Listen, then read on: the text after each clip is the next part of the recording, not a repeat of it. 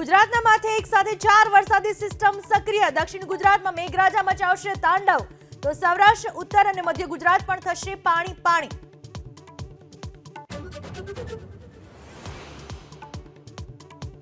બે દિવસથી ચાલતી તબીબોની હડતાળ સમેટાઈ. મુખ્યમંત્રીની મધ્યસ્થી બાદ તબીબોએ કરી જાહેરાત. ફરી ડ્યુટી પર જોડાશે જુનિયર તબીબો.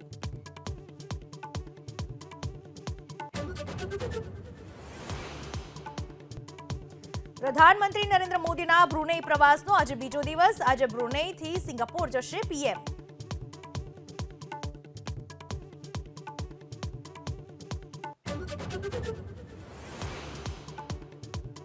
હરિયાણામાં કોંગ્રેસ અને આમ આદમી પાર્ટી વચ્ચે થઈ શકે ગઠબંધન.